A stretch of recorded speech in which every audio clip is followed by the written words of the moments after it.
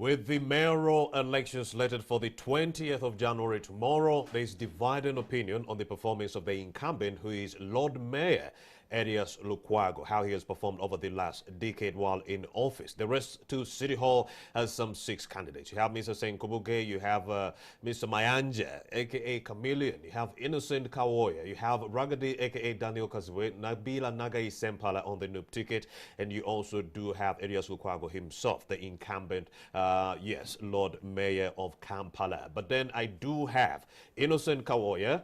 Yes, one of the mayoral candidates is running on digitizing Kampala city. Now, they ran a survey.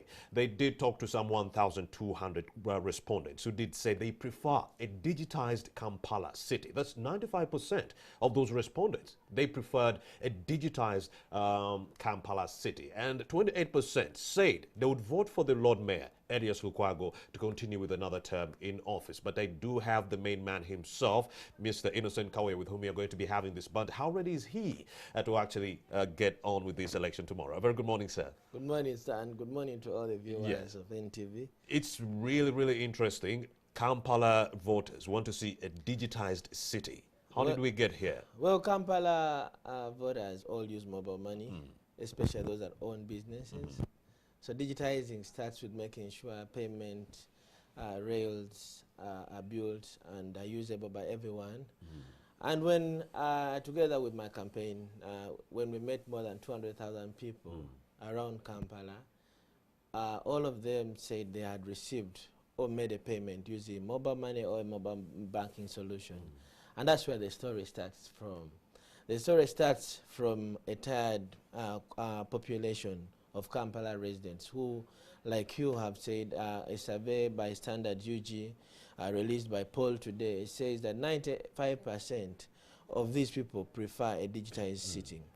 And on top of that, about 78% of them say they are very, very discontented, they don't like, and they say the incumbent has poorly performed to their expectation within the last 10 years, yeah? And when they talk about he has poorly performed, Erias Lukwago, are they talking about the fact that he has not delivered to the people of Kampala, or he has been playing resistance politics, which the voter is getting tired of? Well, the Kampala residents, the informal workers, the elites, and all of them believe and they say they're tired of politics. Resistance politics. Protest politics. They're tired of games. They're tired of comedy in Kampala. And they truly tell you they don't want a politician, they don't want a comedian, and neither do they want a musician for their leader. They're very straight about that because they have come to a time in their life where they really, really prioritize their basic needs. They prioritize quality service provision and in that sense also timely service provision.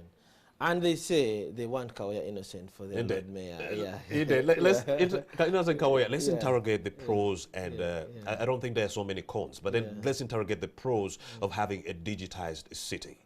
Well, one of the things that has been very, very evident about the discussions we've had with landlords, with tenants, with business owners, I mean the small business owners, starting from people who have capital of about 50,000 shillings, is they said they wouldn't want to pay taxes and all the dues at once, for example. And the only rail that allows them is the digitization rail that allows them to say, for example, pay for a month of your mobile money, and you don't need to see someone, an enforcement officer, coming to your shop, coming to your business, chasing people, beating our mothers and all that. Indeed. No one wants to see seen that people happening. fall into trenches and losing their lives. And losing their lives. So they don't want that to happen in Kampala. And then when you talk about digitization, like, okay, that's beautiful. Yes.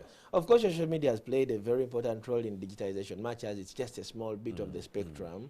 But I mean, those who have had information access through social media platforms will still tell you we want a digitized city, And then when you go ahead and look at other advantages of using digitization, healthcare, education, how families can be able to coordinate and communicate a little bit better using digitization solutions, and all that, they'll tell you no. The digital city is the better thing we need in Kampala.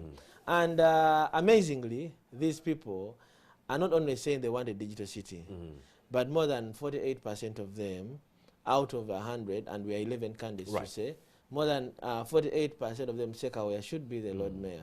So I have been looking for the extra about 2 or 3%, which I'm sure we have.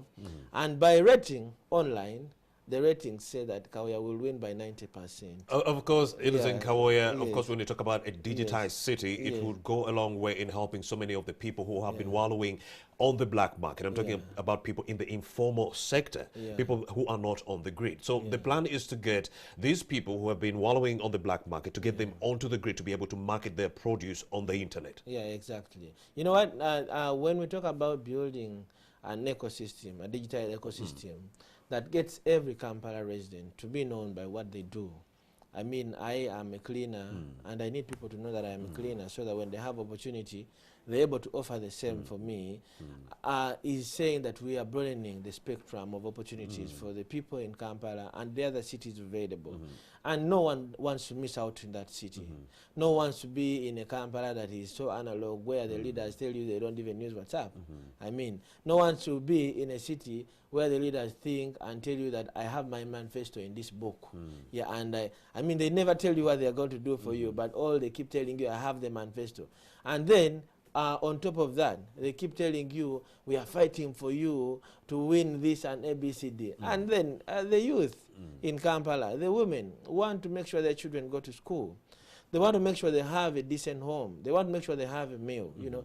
It's very saddening to wake up and move every single night and find kids that are 9 years selling yellow bananas on the streets at 11 in the night. Very appalling. You know, what this speaks to is the fact that now this child is going to sleep late. Secondly, they don't have food at home. That's why they're on the street. Thirdly, they don't go to school. And when they have issues with their health, healthcare will be very expensive for them. And those are the things that Kaweya is coming to solve. The beauty is that, like you've seen the current wave of so many nothing doers, to say, losing to the new wave of the youth, is that Kaweya does not only belong to the majority of those that don't believe in nothing doers, but also he's a youth himself. I was talking to a few people yesterday about the chances of the Lord Mayor being elected once again. And I was being told that there's a new wave. The same way people voted during the presidential and parliamentary elections, especially people from the central region, opting for a wave of change. This person was telling me that indeed people might go the other way with Innocent Kaweya, since they are tired of resistance politics. But then the COVID-19 pandemic has also taught us that the internet is more than we thought it was. It's a livelihood for so many people. But then I'm sure you were heartbroken when the internet was switched off. Someone who is in the fintech position like yourself, tell me how you felt and the effects of the shutdown. If you are in that position as Lord Mayor 2026 and we are back in the same position, government wants to shut down the internet, what advice would you give them? Well, it's not just heartbreaking to switch off internet, but it kills lives. Someone might have failed to pay their bills and they passed on because the internet was off for 3 days. And I mean, internet is a human right. Consumption of the same is a human right. That, like it has been stated by the UN. And I've always told a number of people, especially some of our colleagues in government, about the realities of what internet is and the control that they should be. I mean, there has been a lot of security developments and strategies that have been developed. I remember I contributed to the development of the National Cybersecurity Framework years ago, about 2012.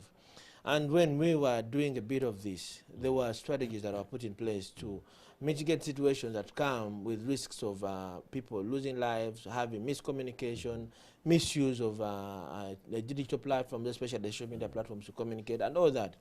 And with institutions like the Financial Intelligence Authority, UCC, NITA, and all that, the government should be in position to do good analysis in time enough to make sure that as you block off, for example, people who are going to miscommunicate, you keep businesses thriving. Like, I mean, every single payment gateway that is mobile-centric, mobile money, mobile banking, and all that, needs internet at the back end to make sure it is servicing.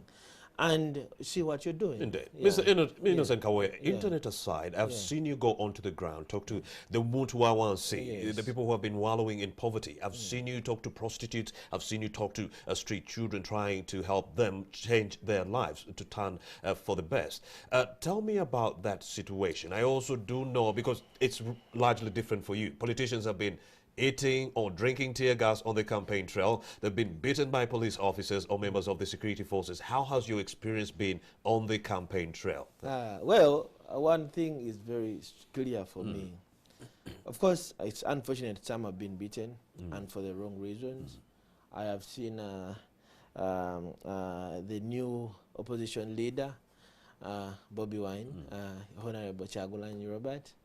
I've seen him encounter a lot of challenges in the campaign. And a bit of it was really, really sad that it happened to him.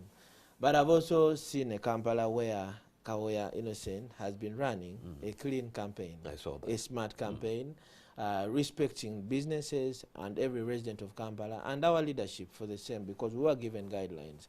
But I've also had a very health run into the city, meeting borders, welders, butchers, and building homes. Building homes and making sure the Kampala residents actually get to understand what Kampala is supposed to be like. But it's also been heartbreaking to meet people in suburbs of Kampala and slums that can afford to buy food.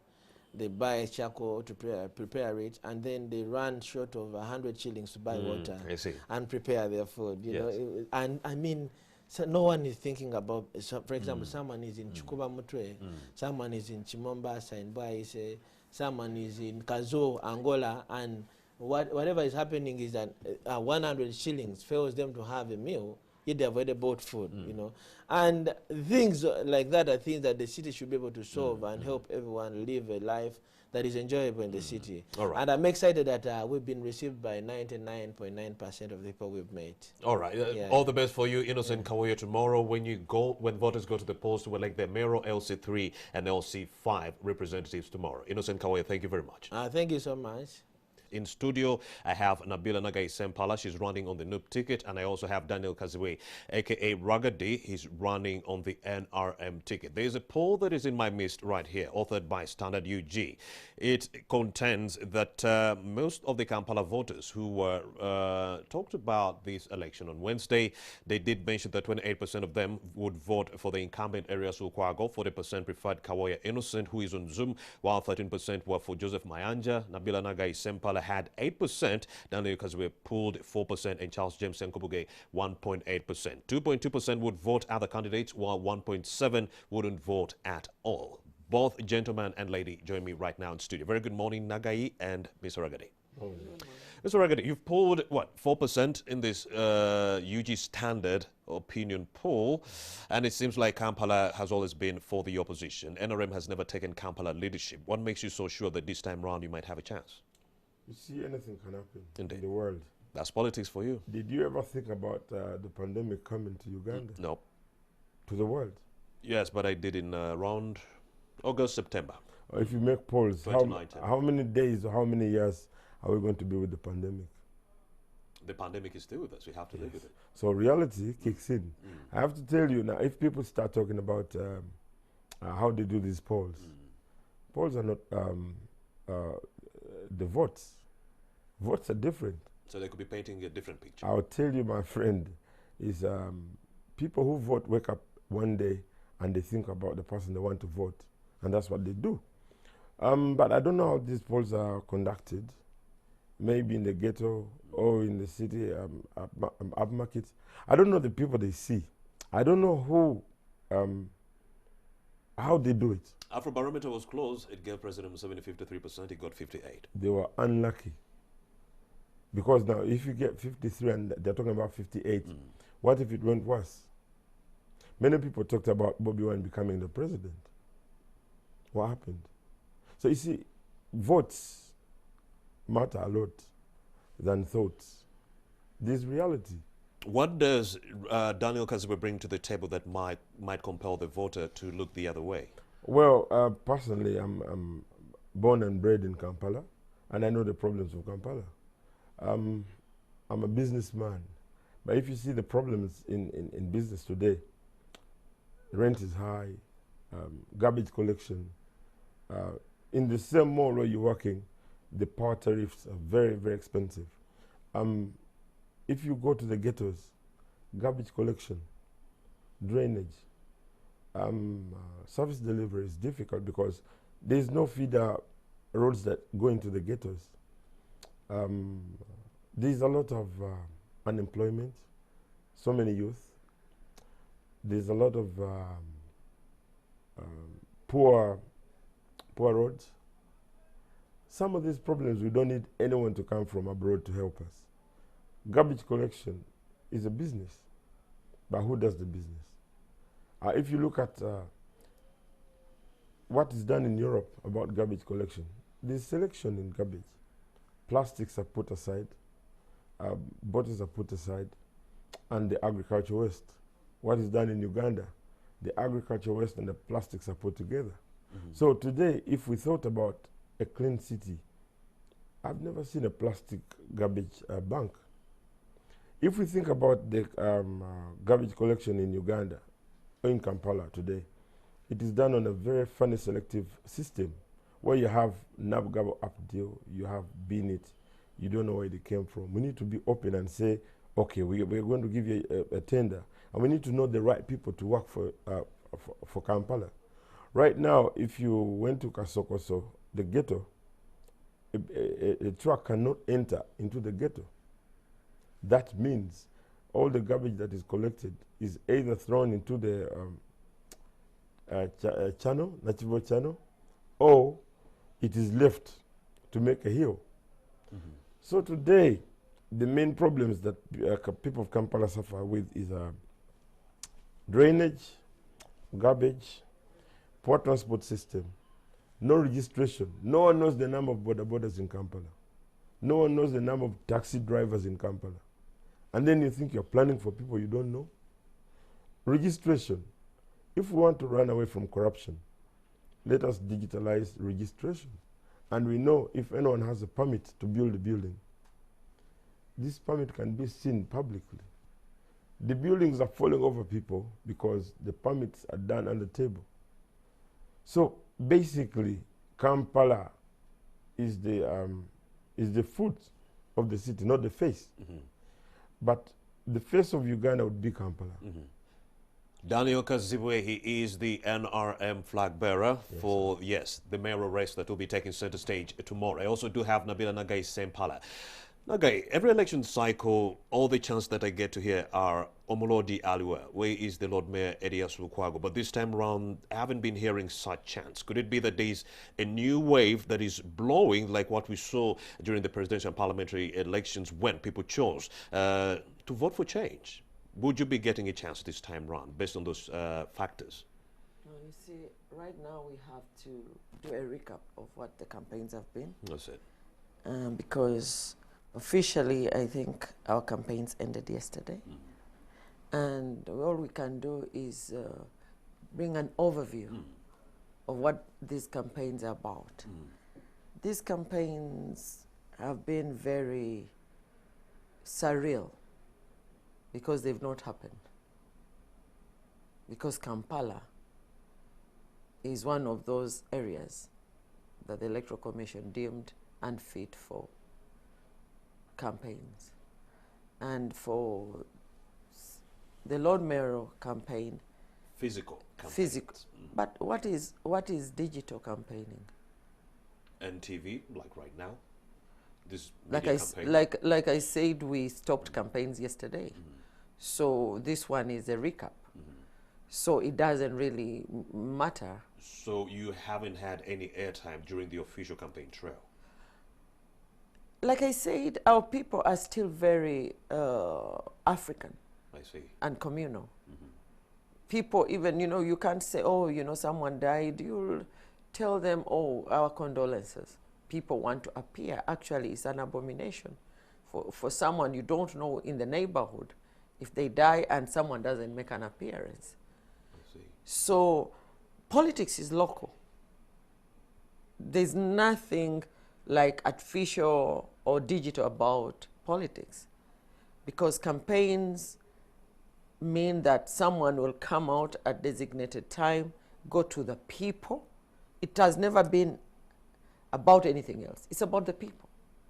It's not about the media. It's not about television. Campaigns about the people. And why they say that for when people are nominated and they have a time frame for campaigns. That's why there are rules and guidelines on why people should campaign. But it's like,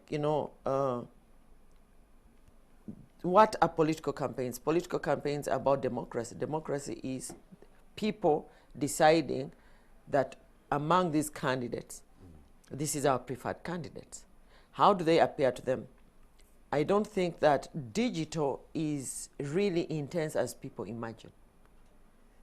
Women in the markets, they're in their daily jobs, before it happen. But you have 9 constituencies in Kampala. So how does one appear digitally to all of them?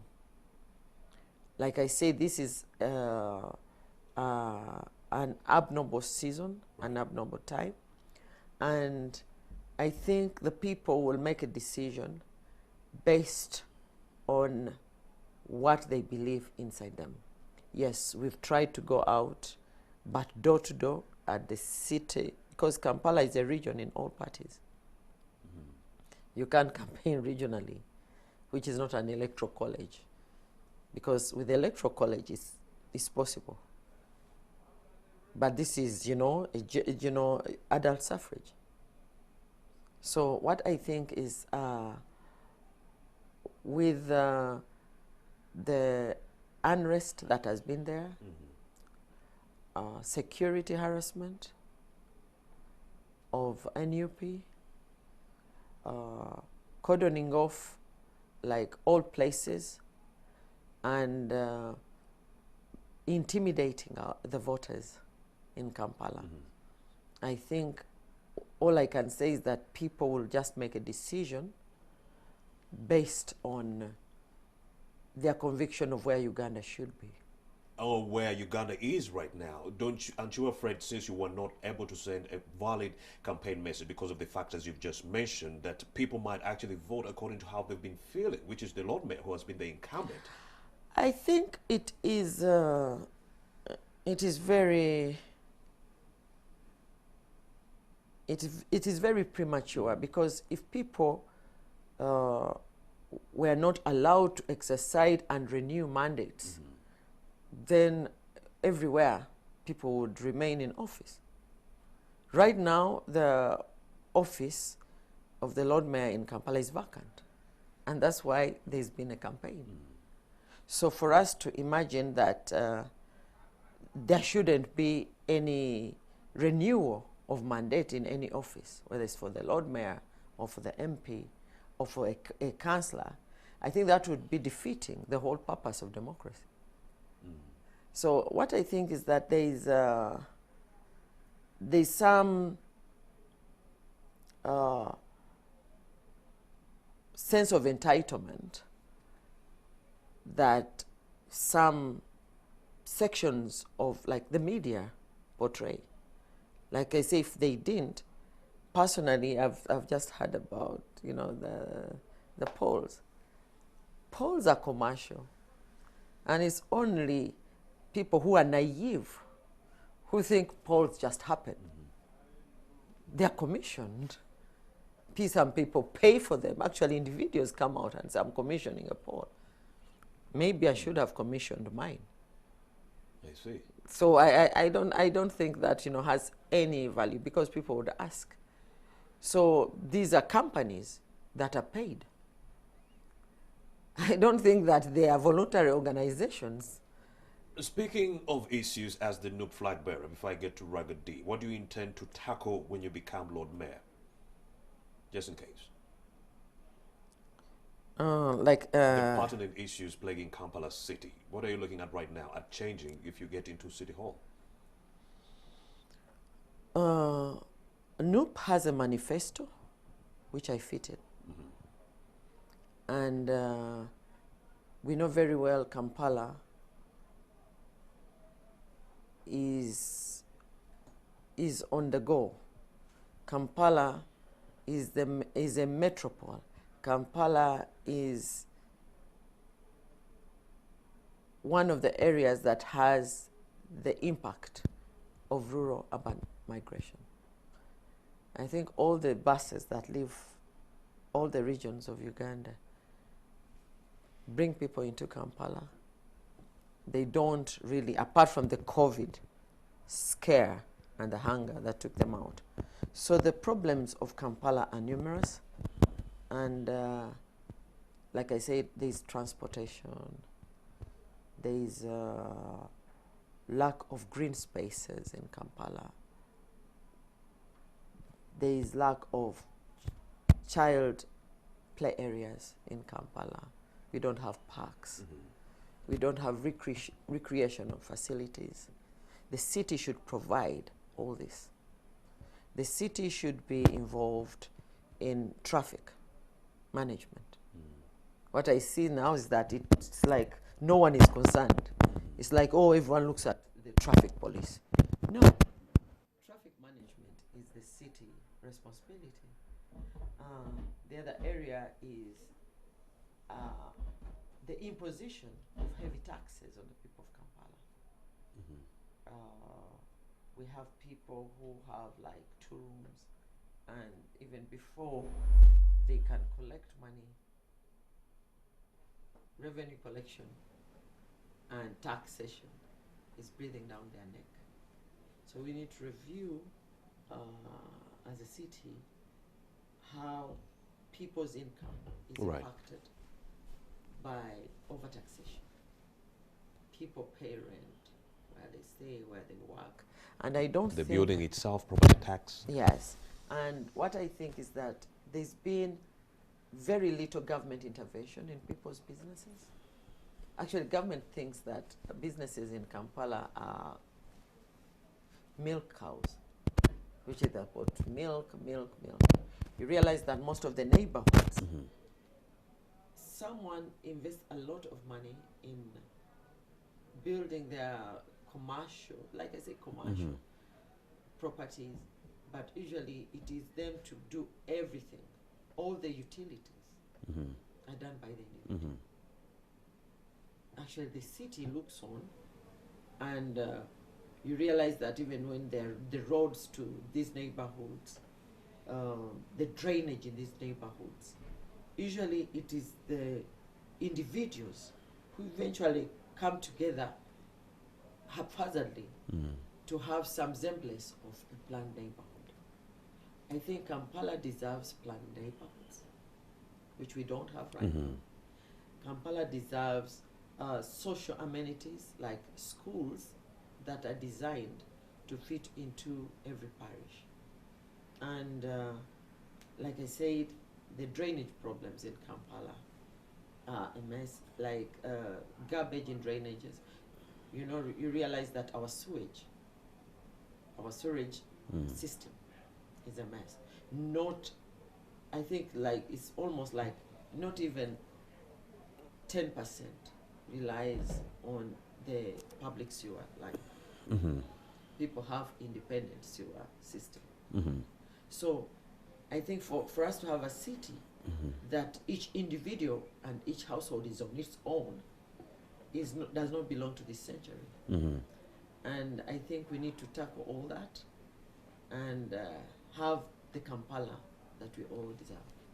Mr. Daniel Kasibwe, Nabila Nagai has mentioned so many factors. Do you think those factors will actually dampen your chances of being elected tomorrow? Because most of this resistance politics that is being played by Mr. Lord Mayor Erias Lukwago, he blames it on the government that is not willing to work with him at City Hall. So many of the voters might not want to play resistance politics. What do you make of that? Yeah, well, it's a very simple puzzle. If you are campaigning in a government that is punishing you, why do you force it hard? Why do you still want to go in the same position where the government makes it hard for you to work? I would think if it's about Lord Mayorship, it's about service, it's about working for everyone. No political sect, no religious, no tribal. You have to think about people in Kampala. Right now, people say, "Oh, I am oppressed."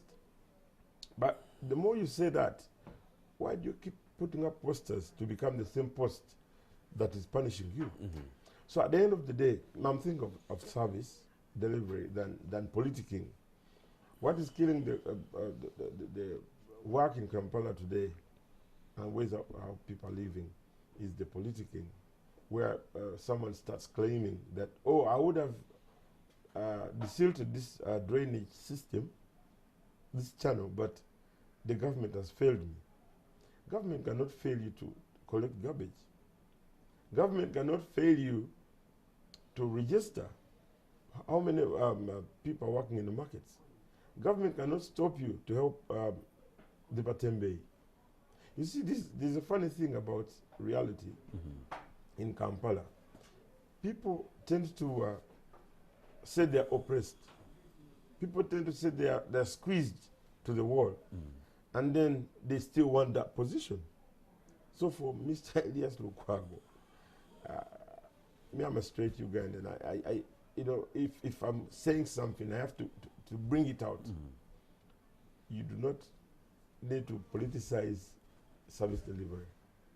But according to some political experts, service delivery has been already politicized, in that if you do not vote an NRM member, service delivery might never come to your jurisdiction. No. That's what some of the voters have been saying. Their budget's set, and a budget is a direction.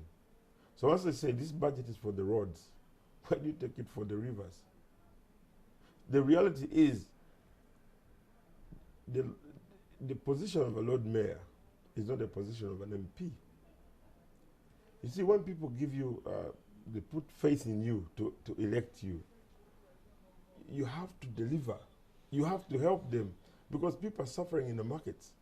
People are suffering in the ghettos. The traffic in Kampala. I've been to London for so many years. This is what they call the London Transport Police. Uganda has no, we have traffic police. The reason why we have so many problems with the traffic system in Kampala is we do not have a policing system for the transport. There are so many borders arrested and taken to police, impounded. But if we had a proper Kampala transport police, so many issues would be solved. All right, Daniel Kaziwe, a.k.a. Ragadi, he's the NRM flag bearer in this mayoral race. We also do have Innocent Kawoya, who is on Zoom. I'd like to engage him on another issue. Innocent Kawoya, Nabila Nagai Sempala says most of the people in the informal sector are women and also other men who are not digitally savvy. Don't you think the digitizing Kampala city manifesto or them might not go a long way in securing the kind of future that you want for the Kampala voter, in that many of them are illiterate and may not be able to access even the internet itself? Thank you so much. Well, it's very true that the old brooms cannot actually sweep any well going forward in the city. The digital agenda,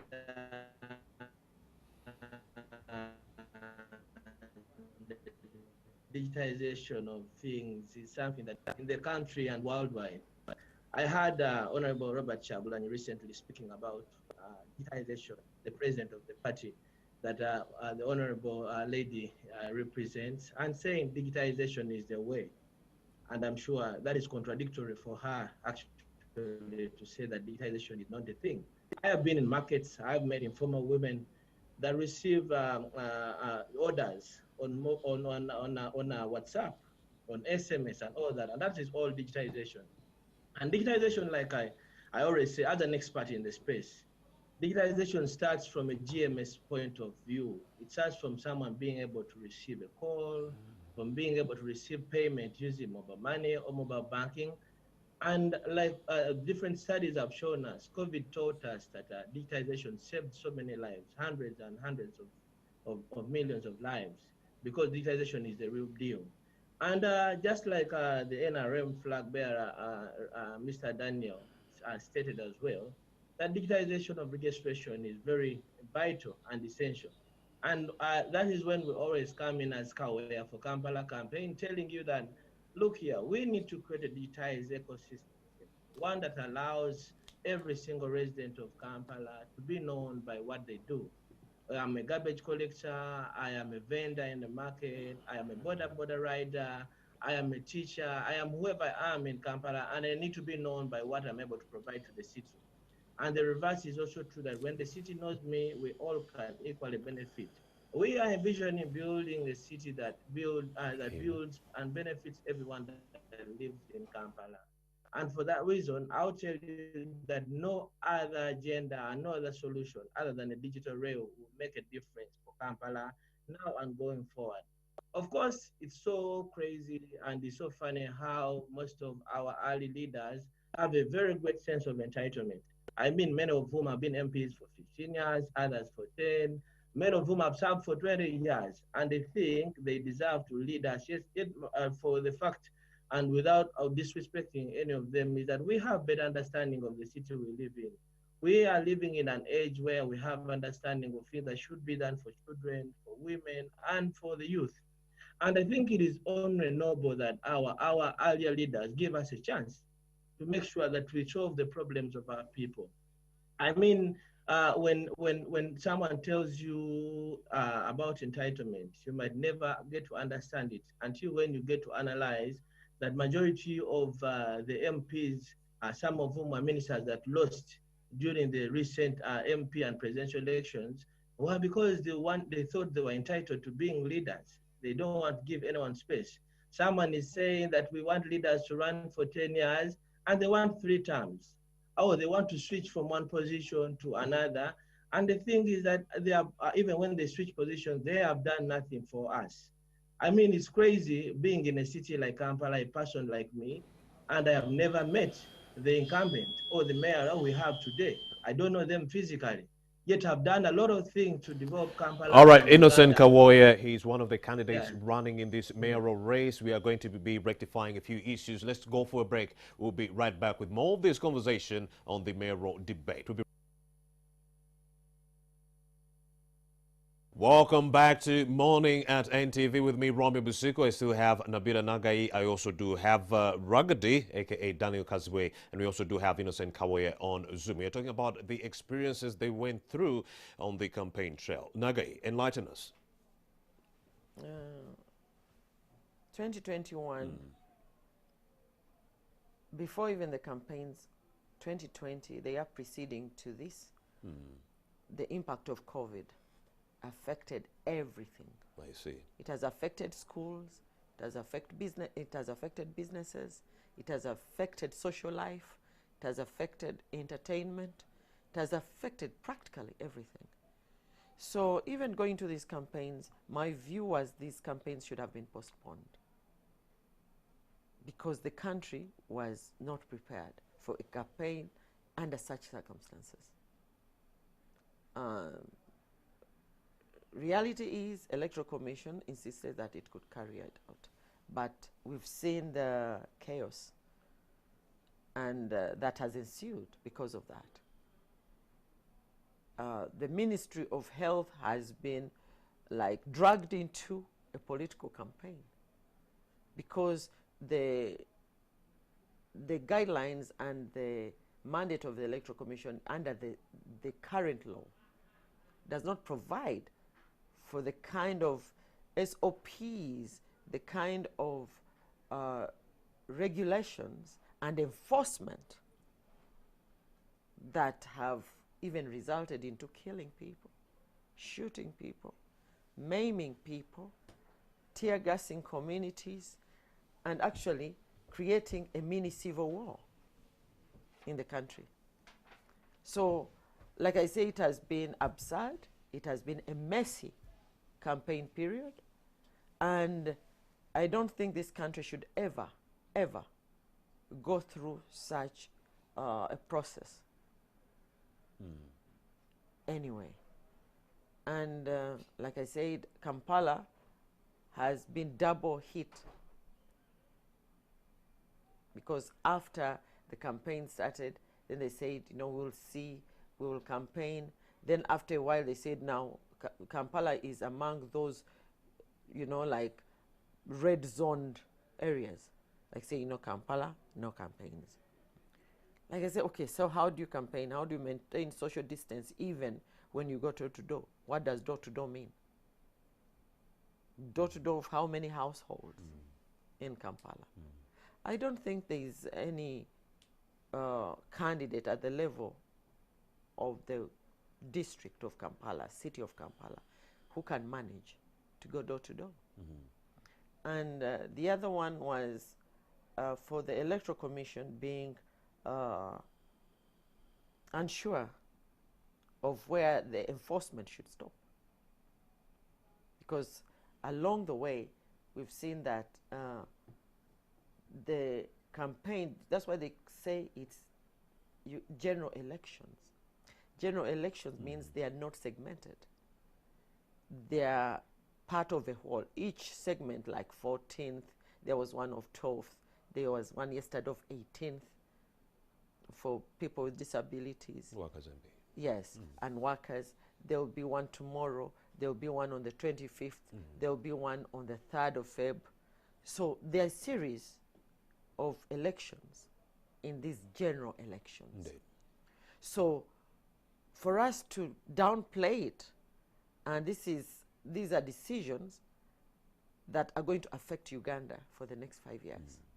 So I think the next 5 years will be a mess too, if we don't rectify, because now as my presidential candidate is under house arrest.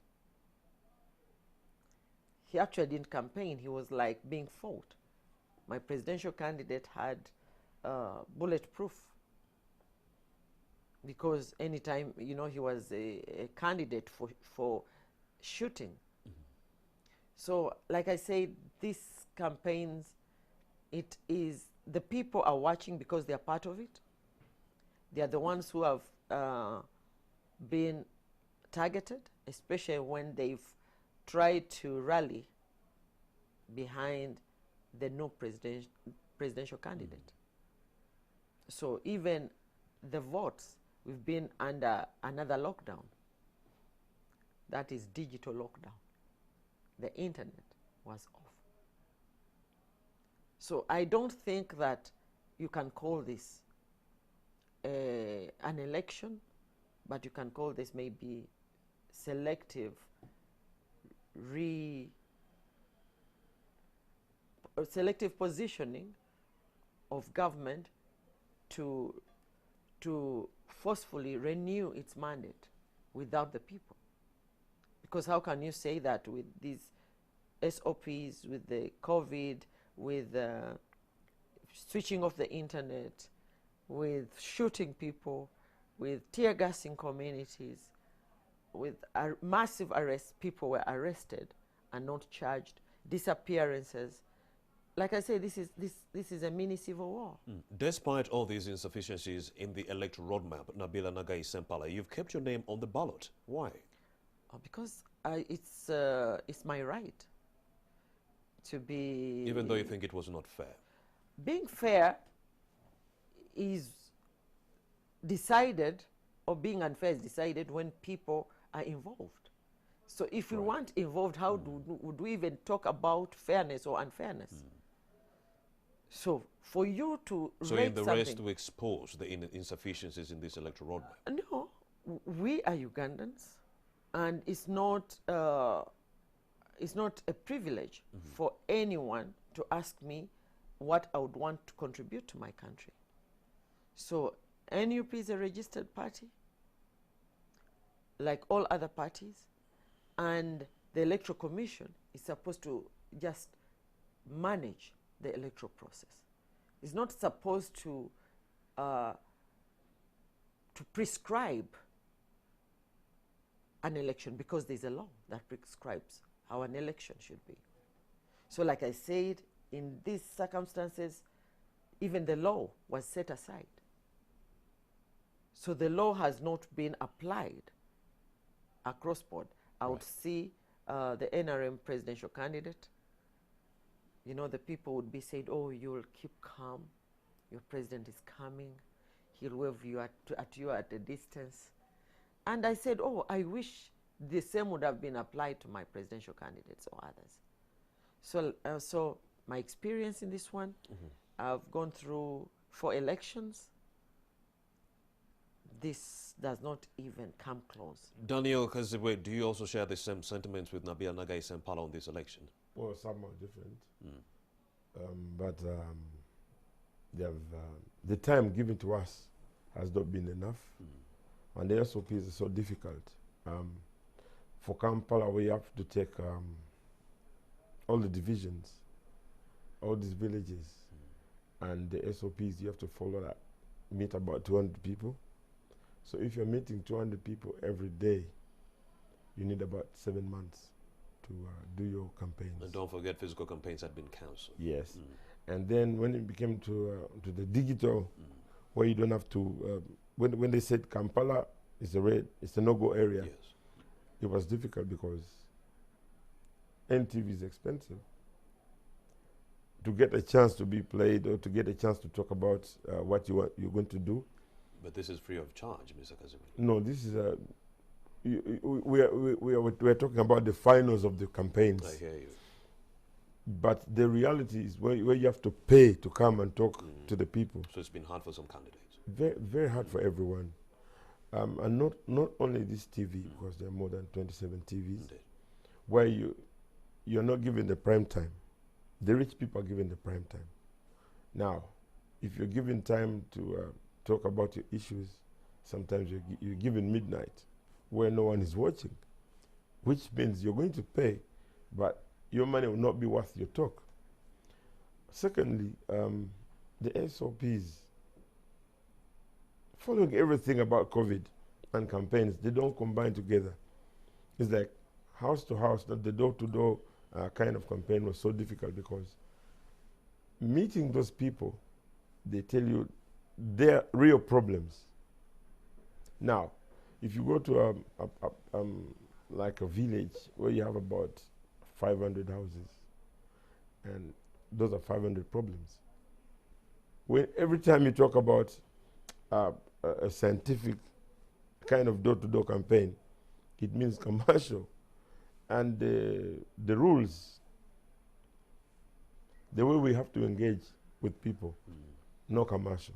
But imagine you go down in the ghetto and you find people have not eaten food. And they're like, if you want a vote, do something. My kids are dying. So, I mean, recently we encountered a problem.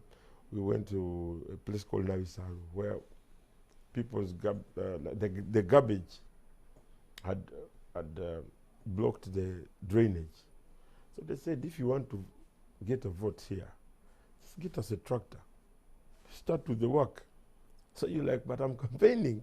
And if anyone sees me with a tractor, that means I'm trying to bribe you into something.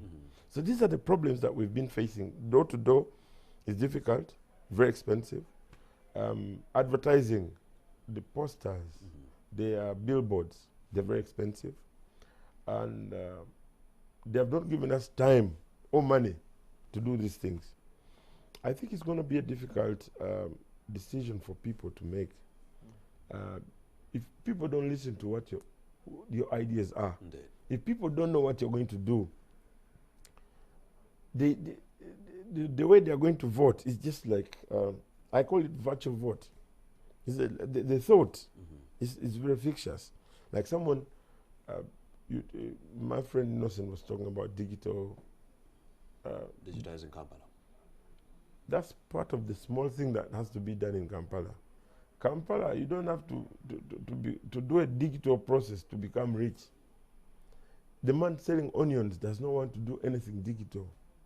He wants to get his onions from the garden to the market. But there is market on the internet. Yes, but how many people are going to buy the onions on the... You see, when you're going to buy your onions, you go to the market. That's why we've built markets in Kampala. And that's why we need more markets in Kampala. So the problem about our campaigns right now, they're so virtual. Like people, they're so fictitious because people do not feel you. In 2016, where you could have a mass, like so many people listening to you, people they tend to understand the way you explain, the way you, people can easily interpret your knowledge. But now this one is a bit not easy for the voter to understand that this is the real person I want and this is what I'm going to. That's why right now you're trying to see these digital polls coming up.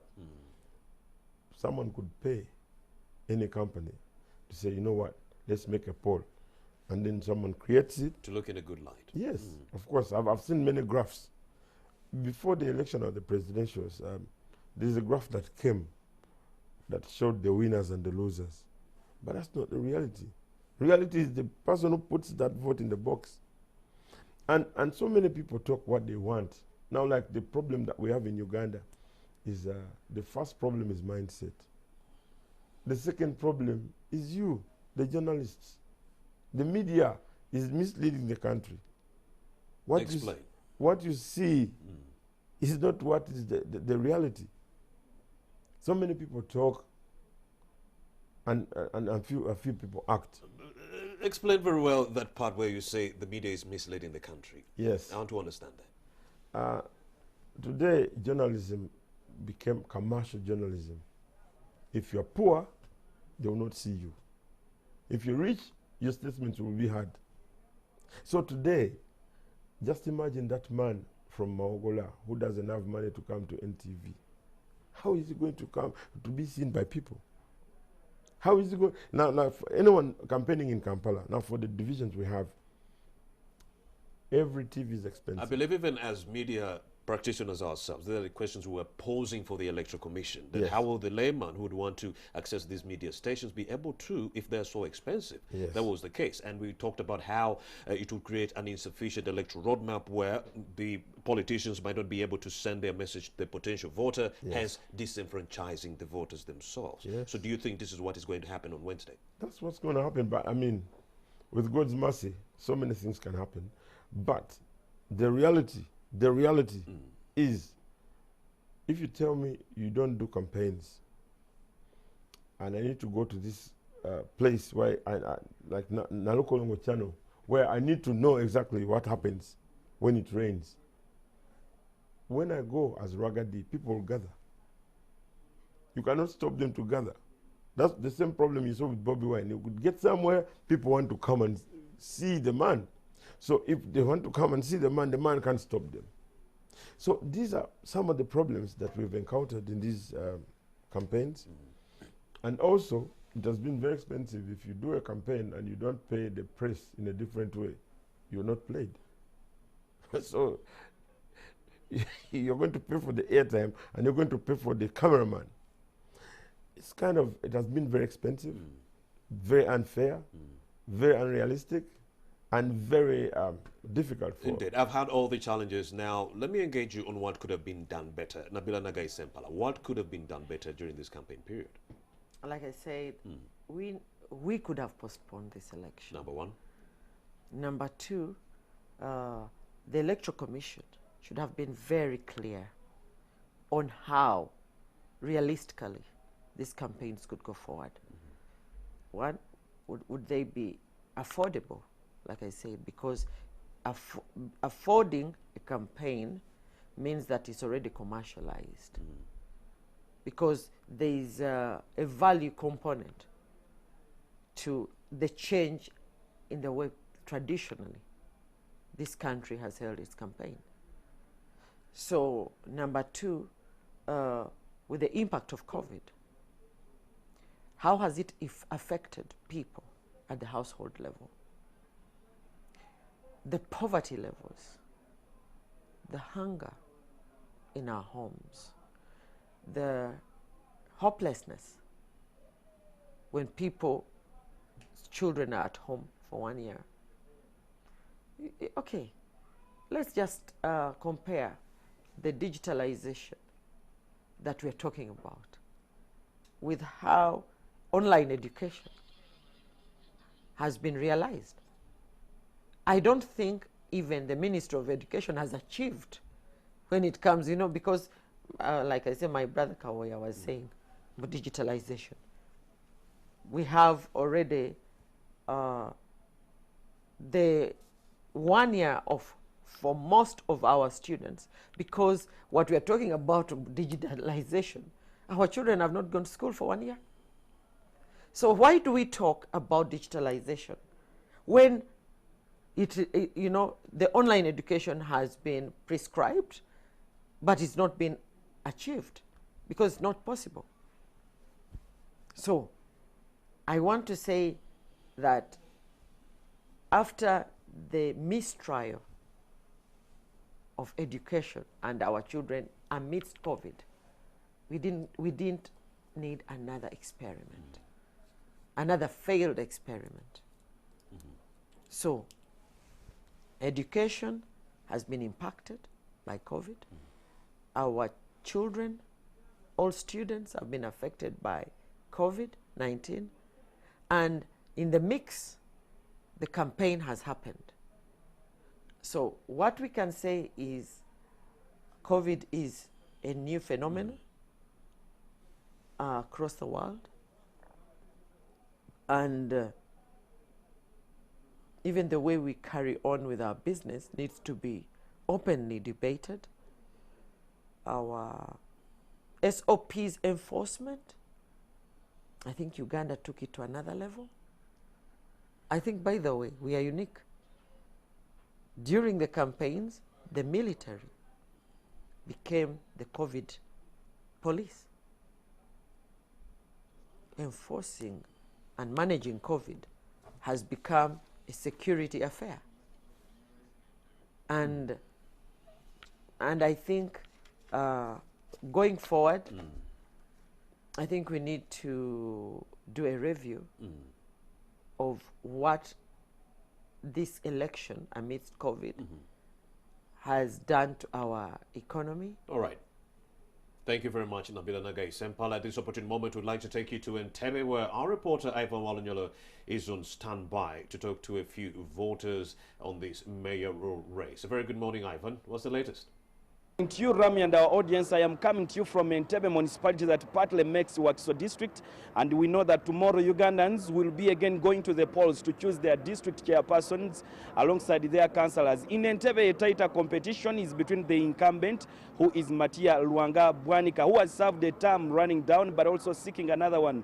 Matia Luanga has switched from his former party, that's the Democratic Party, now using the National Unity Platform ticket to seek mandate for another term running down. But of course also the ruling party has Moses Mayanja. Moses Mayanja has been a mayor of Masulita Town Council, and the two are setting pressure into space. They're setting a bar high to bid for mandate special rally support from the voters that they can take the seat of Wakiso District here. They will be voted, of course, alongside the councillors from different wards, villages, when they will be running to office. But of course, Entebbe remains peaceful. If I can tell you just from the recent presidential elections that there was no violence registered in the area and people were peaceful, only that contrary to what Electoral Commission said, people after casting their votes should leave the voting area. Some stayed around and there was no any security inconvenience, but only that in the evening when the votes were